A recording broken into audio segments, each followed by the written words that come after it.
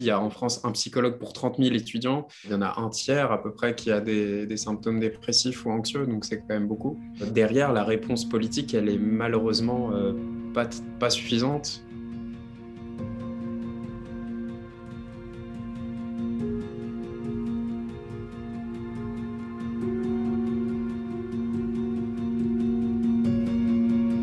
Début février, on a déjà eu autant d'appels que sur toute l'année universitaire précédente.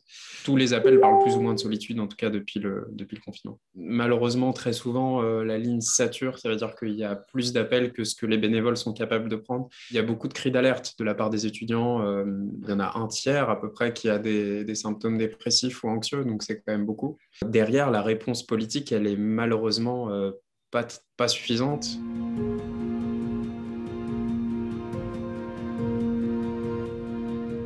Alors en fait, c'est un parcours de soins gratuit qui va être mis en place. C'est un chèque virtuel, si on peut dire, hein. Ça veut dire voir un médecin et que le médecin soit capable de prescrire soit une aide psychologique, soit Donc c'est voir un médecin, d'aller c'est voir un pas un chèque psychiatre. psy, ça n'a rien à voir, hein. Et C'est voir un ensuite, médecin, quoi. ensuite, C'est offrir une consultation médicale. non, ce qui est totalement nouveau, c'est que ce médecin peut diriger vers des psychologues et D'accord. que la prise en charge sera faite en amont, c'est-à-dire que l'étudiant n'aura rien à débourser pour avoir un parcours de soins et de suivi chez un psychologue, ce qui n'est pas le cas actuellement.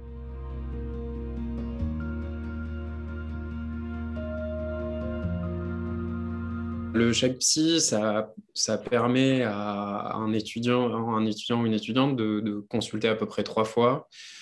Bon, c'est bien de pouvoir consulter 3 fois, mais le problème de fond, c'est que en fait, il n'y a pas vraiment de structure de santé pour tous les étudiants. Il y a les services de santé universitaires, mais ils sont complètement saturés. Des listes d'attente qui sont très longues, hein, qui peuvent s'étendre jusqu'à plusieurs mois. Et donc, on imagine que quand on est dans un état de crise suicidaire, on ne peut pas attendre plusieurs mois. Et puis, au bout de 3 séances, qu'est-ce qui se passe en fait?